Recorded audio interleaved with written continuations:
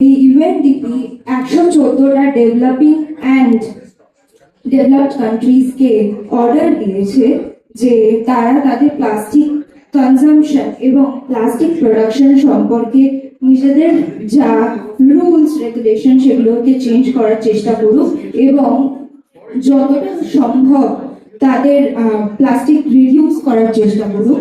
তারপরে design for circularity, মানে একটা নির্দিষ্ট নকশায় তাদের সার্কুলেশন করতে হবে। যেহেতু আমরা প্লাস্টিক প্রোডাকশন বন্ধ করতে পারি না, কিন্তু আমাদের প্লাস্টিক পলিউশনের জন্য আমাদেরকে প্লাস্টিক কমাতে হবে, সেহেতু আমাদেরকে এমন ভাবেই সেই জিনিসটা ডিজাইন করতে হবে যাতে প্লাস্টিক অনেক বেশি রিউজেবল হয় এবং কম্পোজেবল হয়।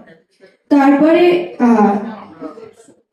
এই ইউএনডিপির রুলস অনুযায়ী 5 বছর অন্তর একটা অডিট হয়। সেই অডিটে প্রত্যেকটা মেম্বার দেশকে তাদের সম্পর্কে জানাতে হয়, তাদের কাজের ব্যাপারে তাদেরকে ইনফরমেশন দিতে হয় এবং তারা কতটা প্রসপার করেছে তাদের ওয়ার্কে তারা সেটা জানাতে চায়।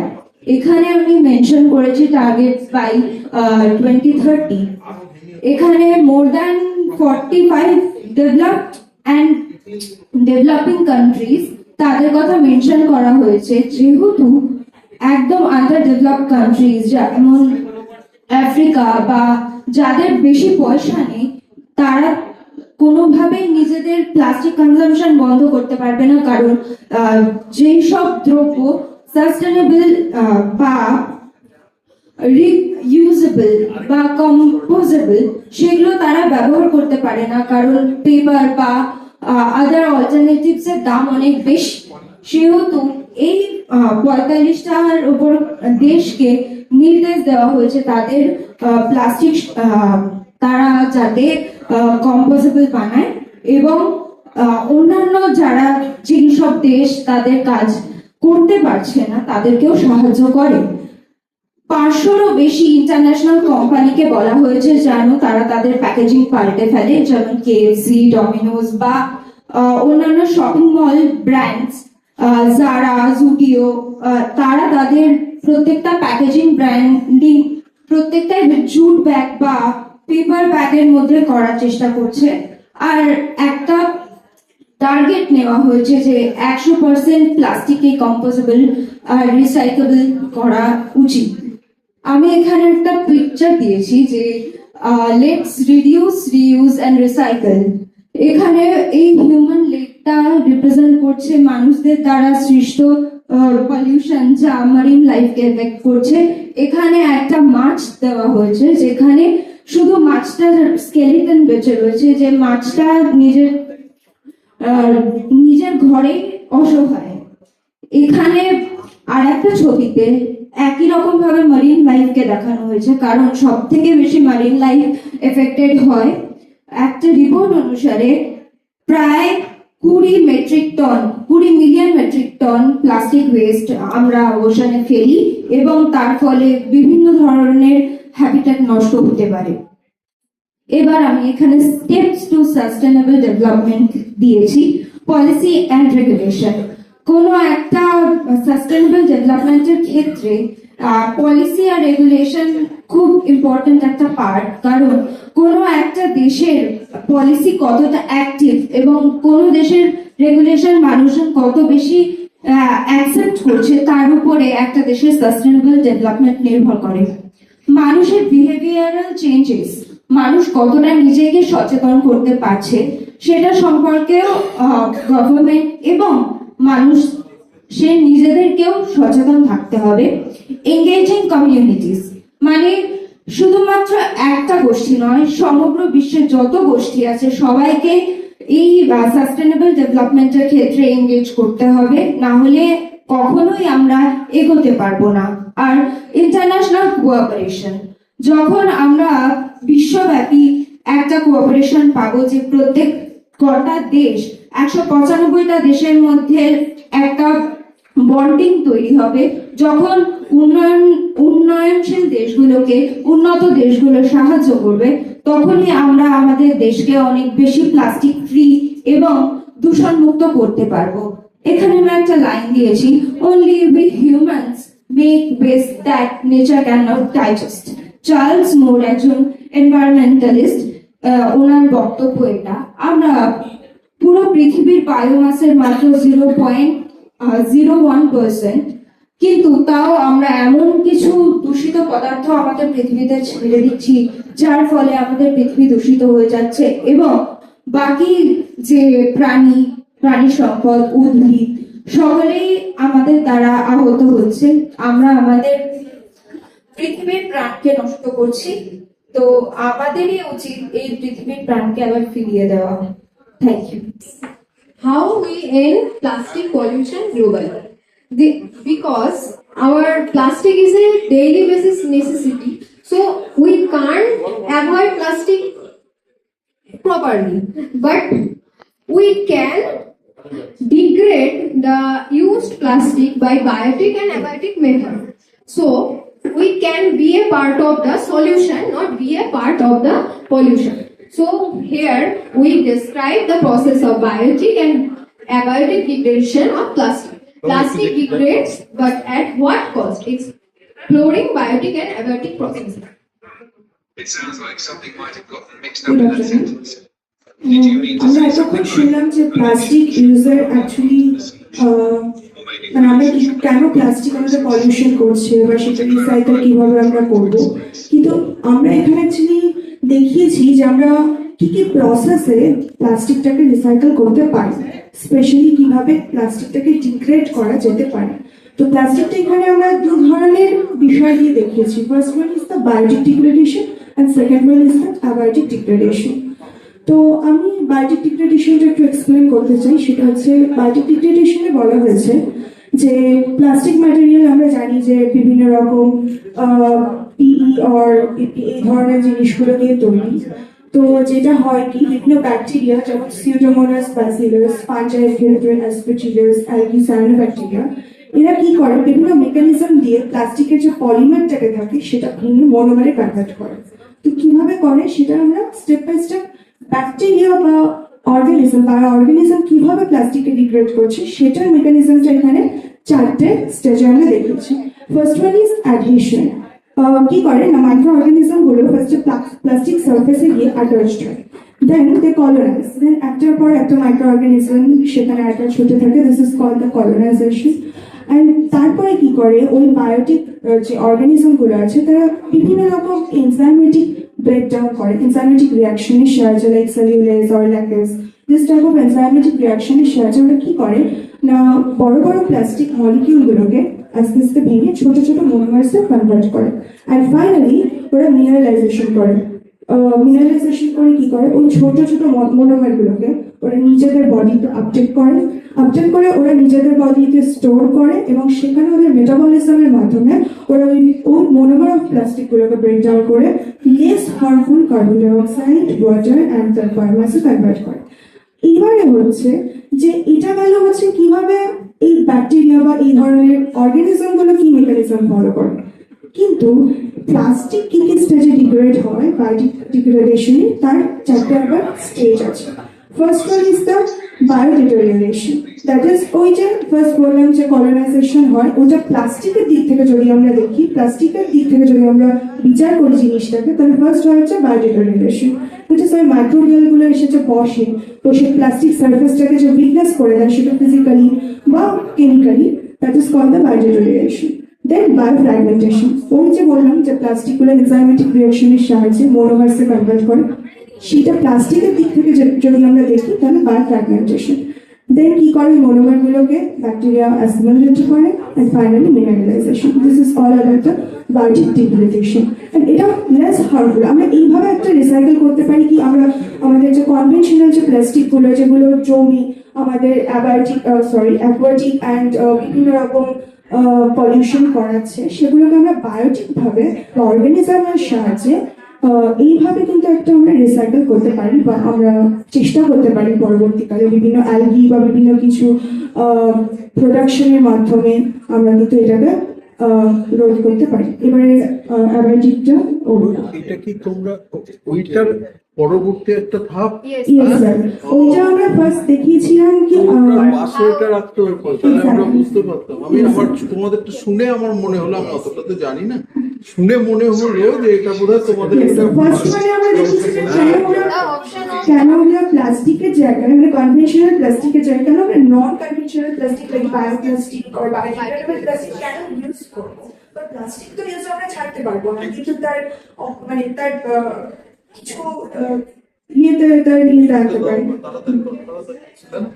আমরা জানি যে একটা সিস্টেমকে চালানোর জন্য একটা কাম্পিং ফোর্স যেরকম লাগে, যেটা অঙ্কিত হলো বায়োটিক ডিগ্রেডেশন লাগছে, তো আর একটা আমার কাম্পিং ফোর্স যেরকম দুজন ইউজ হচ্ছে বায়োটিক, তো অ্যাবায়োটিকও আমার ইউজ করতে লাগবে।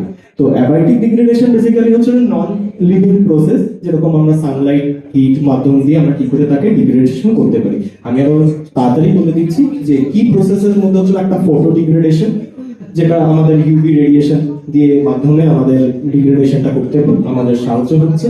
তারপর হচ্ছিল থার্মো অক্সিডেটিভ, যেটা আমরা হিট অ্যান্ড অক্সিজেন থ্রু দিয়ে আমরা সেটা ডিগ্রেড করতে পারছি। তারপর আমাদের আসছে হাইড্রোলাইটিক ডিগ্রেডেশন, যেটা ওয়াটার মলিকিউলস হেল্প করছে যে এই প্লাস্টিক গুলোকে ব্রেকডাউন করতে, এদের মলিকিউলস গুলো এদের বন্ড গুলো ভেঙে দিলে তাহলে এটা ডিগ্রেডেশনের পথটায় যেতে পারবে।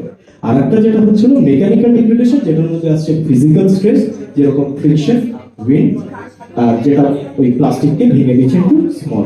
এবার আসছে যেরকম বায়োটিকে যেরকম স্টেজেস ছিল, এই বায়োটিকের মধ্যে সেরকম কিছু একটু পার্থক্য থাকবে ডিফারেন্সিয়াল স্টেজেস এর মধ্যে।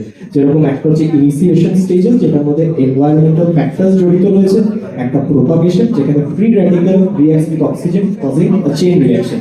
চেইন রিঅ্যাকশন হলেই মানে হচ্ছে আমার চেইন সিজন করতে লাগবে, যে নন পলিমারটাই যদি আমি ভেঙে দিই তাহলে তো ওদের পুরো স্ট্রাকচারটাই মানে ভেঙে গেল। আর লাস্টের দিক হচ্ছে অক্সিডেশন এন্ড ক্রস লিঙ্কিং, যেখানে oxidised fragments make form new bonds. এই মাধ্যমে যদি আমরা করতে পারি তাহলে বায়োটিক ও এবায়োটিক দিয়ে দুদিক দিয়ে আমরা ডিগ্রেডেশনটা করলে আমাদের সাহায্য হবে। আর আমাদের কি হচ্ছে যে প্লাস্টিক তো ইউজ করতেই লাগছে, বাট আমরা তার একটা অল্টারনেটিভ ওয়ে যেটা নন পলিউটিং। ভালো করেছে। এগুলো ওয়াটার কালার দিয়ে করা হয়েছে।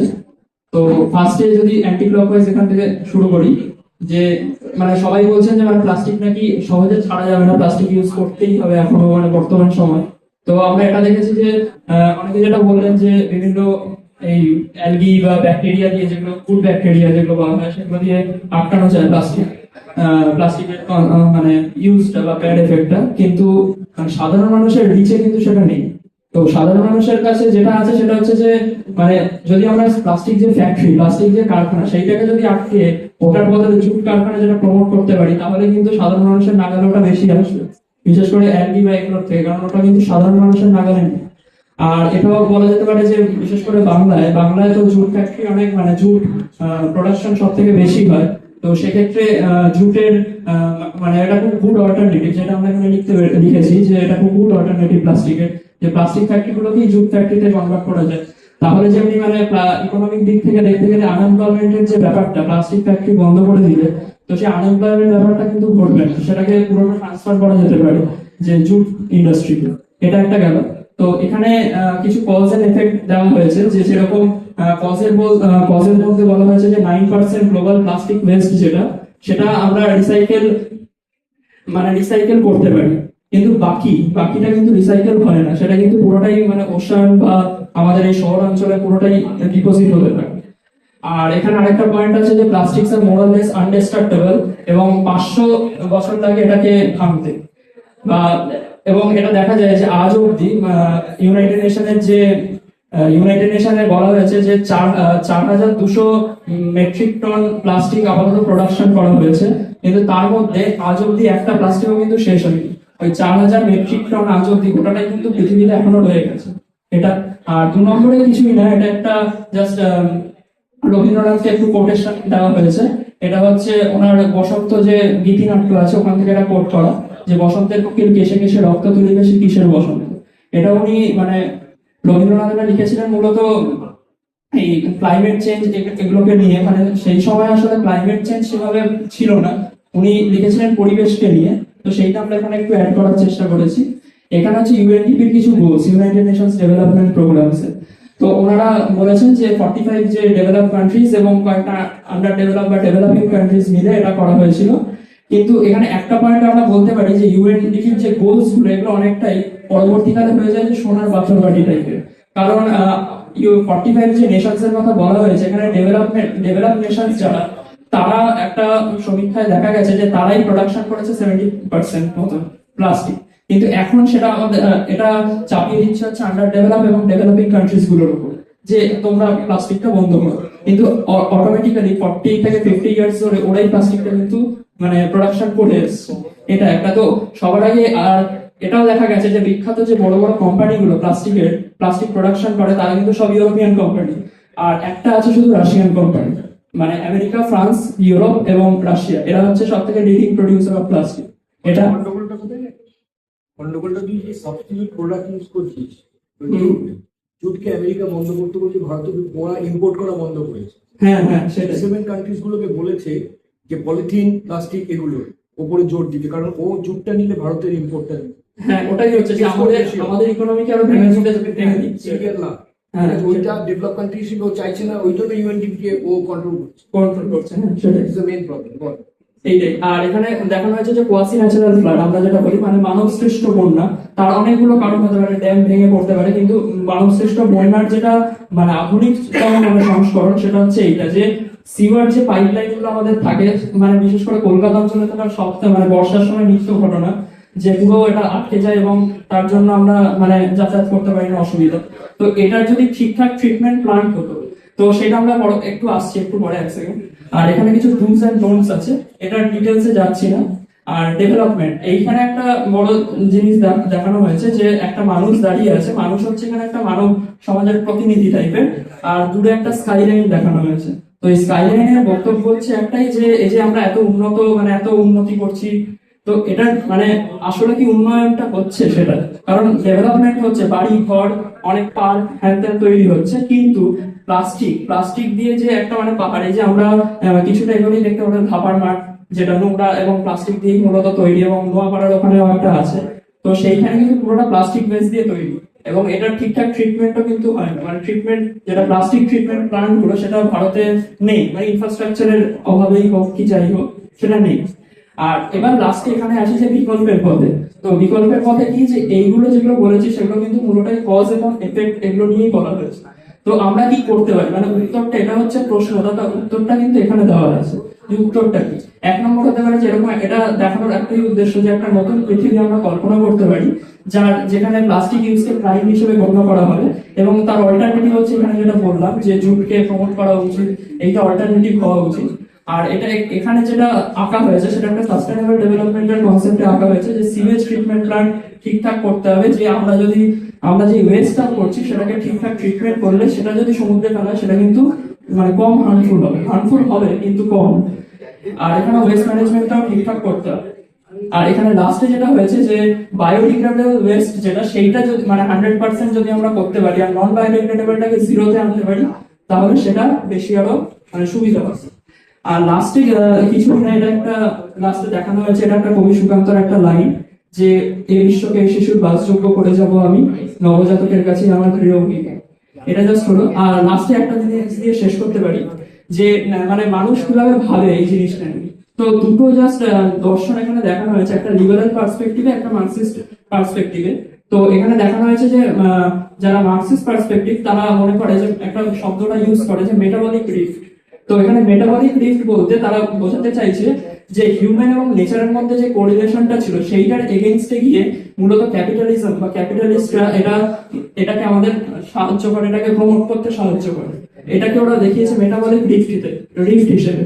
তো এখানে যেটা দেখানো হয়েছে যে views plastic pollution as a symptom of plastic of capitalist production and consumption patterns specifically within metabolic rift between human and nature. উল্টো দিকে লিবারাল পার্সপেক্টিভে বলা হয়েছে যে ইন্ডিভিজুয়াল কনসাসনেস, যেটা আমরা এতক্ষণ ধরে শুনলাম যে ইন্ডিভিজুয়াল কনসাসনেস প্লাস্টিক বর্জন করতে হবে তবে হবে, কিন্তু আমার যেটা মনে হয় যে মানে সরকার, আমাদের তো একার পক্ষে গোটা পৃথিবী নিয়ে তা সম্ভব না, তার জন্য সবসময় সরকারকে এগিয়ে আসতে হবে। তাদের অনেক বেশি সব থেকে ইনফ্রাস্ট্রাকচার ভালো আমাদের থেকে, তো তারা যদি এগিয়ে আসে তাহলেই মানে প্লাস্টিক মুক্ত সমাজ গড়ে তুলতে হবে। মানে এখনই যে আমরা প্লাস্টিক বর্জন করতে পারবো না এটা আমি বিশ্বাস করি না, প্লাস্টিক বর্জন করাই যায়। কিন্তু তার ঠিকঠাক অল্টারনেটিভটা খুঁজে বার করতে হবে। অ্যানথ্রোপোলজি। তো আমাদের টাইটেল পোস্টের টাইটেলটা হচ্ছে the circle of the consequences. এটা একটা visual journey of a plastic. আমরা একটা ক্লক বানানোর চেষ্টা করেছি যেখানে 8টা সেগমেন্টে এটা বিভক্ত আছে। এটা ক্লকের হচ্ছে গিয়ে হ্যান্ডস, অ্যান্ড এই দুটো হ্যান্ড আমাদের রিপ্রেজেন্ট করছে যেহেতু আমরা প্লাস্টিককে প্রোডাকশন করছি প্লাস্টিকের, সেহেতু আমরাই এটা নিধন করতে পারবো, সেহেতু আমাদের এই দুটো হাত বানানো হয়েছে। আর এই ক্লকটা হিসেবে যদি আমরা আসি, আমরা প্রথমে দেখতে পাবো একটা ফ্যাক্টরি যেখান থেকে আমাদের প্লাস্টিক প্রোডাকশন তৈরি হচ্ছে, সেটা আমাদের ডেইলি লাইফে আসছে as plastic bags, plastic bottles, plastic cans, whatever. And not only in our daily life, but also it's affecting in our oceanic system. Here we can see, আমরা এখানে দেখতে পাচ্ছি একটা সি টার্টল যেটা স্ট্রাগল করছে একটা প্লাস্টিকের সাথে, ইটস গেটিং চোকড বাই প্লাস্টিক, আর যেটা খুবই ডেঞ্জারাস আমাদের এনভায়রনমেন্টের জন্য। আর এখানে মানে একটা ডাস্টবিন ওভারফ্লো করছে, যেটা এখানে বোঝানো হচ্ছে যে প্রচন্ড পরিমাণে এখানে মাটির দূষণ হচ্ছে, আর অলসো এখানে প্রচন্ড নোংরা হিসেবে দেখানো হচ্ছে, এটা প্লাস্টিক পলিউশন এখানে বোঝানোর চেষ্টা করেছি। আর এখানে আমরা চেষ্টা করেছি একটা পাখির মুখের মধ্যে আমরা দেখানোর চেষ্টা করছি একটা প্লাস্টিক, যেটা এখানে বোঝানো হচ্ছে যে not only in our daily life and our wild life as well, আমাদের নেচারেও কিভাবে খুব বাজেভাবে প্লাস্টিক কি করে আমাদের লাইক ইম্প্যাক্ট করছে খুব বাজেভাবে। আর এখানে আমরা দেখানোর চেষ্টা করছি যে নট অনলি ইন লাইক আমাদের ডেইলি লাইফে, কিন্তু আমরা যেহেতু ওদের বানিয়েছি, মানে প্লাস্টিক বানিয়েছি, আমাদেরকে ডাইরেক্টলি কিভাবে প্লাস্টিক এফেক্ট করছে, মাইক্রোপ্লাস্টিক্স যেগুলো, সেগুলো আমাদের ক্যান্সারের কারণ হয়ে দাঁড়াচ্ছে। আর এটা আমাদের হিলিং স্টেজ। এই হিলিং স্টেজে আমরা এখানে দেখানোর চেষ্টা করেছি যে মানুষরা কিভাবে এগিয়ে আসতে পারে উইথ স্মল অ্যাকশনস। এখানে আমরা চেষ্টা করেছি স্প্রেডিং অ্যাওয়ারনেস, অ্যান্ড আমরা এটা বলতে পারি যে কি করে আমরা অ্যাওয়ারনেস ওদের দেবো, মানে মানুষদের দেবো, অ্যান্ড কি করে আমরা বোঝানোর চেষ্টা করবো যে প্লাস্টিক কি করে আমরা স্টপ করতে পারি ইউজ। কিন্তু এটা পসিবল নয় আমাদের একার পক্ষে, but small changes can help us to change like এখানে আমরা দেখিয়েছি একটা নেচার যেটাকে হিল করছে। আমরা যদি এই ছোট ছোট স্টেপ গুলো আমরা থরলি আমরা প্রসেস করতে পারি, দেন আমাদের বিশ্বাস আমরা একদিন না একদিন ঠিক এই স্টেজে আমরা আসবো। আমরা বেসিক্যালি এই পোস্টারটাতে 3টে কি অ্যাসপেক্টে আমরা ভাগ করেছি: হার্ম, ইমপ্যাক্ট অ্যান্ড সলিউশন। প্লাস্টিকের জন্য আমরা কি কি হার্ম করছি, এখানে যেরকম ফসিল ফুয়েল থেকে আমরা প্লাস্টিক তৈরি করছি, এখানে ফ্যাক্টরি থেকে যে প্লাস্টিক তৈরি হচ্ছে, এখানে অনেক ধোঁয়া ছড়াচ্ছে, যেটা আমাদের এয়ার পলিউশন হচ্ছে। এখানে সয়েল পলিউশনও হচ্ছে, ইভেন ওয়াটার পলিউশনও হচ্ছে। আমাদের ডেইলি লাইফে তো প্লাস্টিক রয়েছে, অল্টারনেটিভ এখানে আমরা কিছু অল্টারনেটিভ ইউজ করতে পারি, যেরকম bamboo brush, cloth bag. Good afternoon everyone. So basically আমি এটা ওশানের উপরে করেছিলাম, যেহেতু প্লাস্টিক ওশানের উপর খুব প্রবলেম করে। আমরা হিউম্যানসরা আমাদেরকে সেভ করে নিতে পারবো, কিন্তু ওশানের ক্রিয়েচার্সরা পারবে না নিজেদেরকে সেভ করতে। এখানটায় একটা আমি টর্টয়েস দেখিয়েছি, টার্টল ছেড়ে বলে, তো ওটা টোটালি প্লাস্টিকে ফেসে গিয়েছে খুব বাজেভাবে। ও সেভ করতে পারবে না, বাট আমরা নিজেদেরকে সেভ করতে পারবো। আর বাকি ক্রিয়েচার্সরা ওই ব্যানার নিয়ে রেখেছে যাতে ওরা সেভ করতে পারে, ওই প্রোটেস্ট করছে। আর এখানে যে আমি আর্টসটা করেছি ওটা দেখাচ্ছে ও কতটা হার্ট হয়েছে। আর ক্লকটা রেখেছি যেটার জন্য ক্লকটার প্রাইস বোঝানোর জন্য যে টাইম আমাদের হাতে বেশি নয়, আর এটাই বোঝানোর যে আমরা রিসাইকেল করতে পারি, রিউজ করতে পারি, and rethink before we could throw away something. Thank you.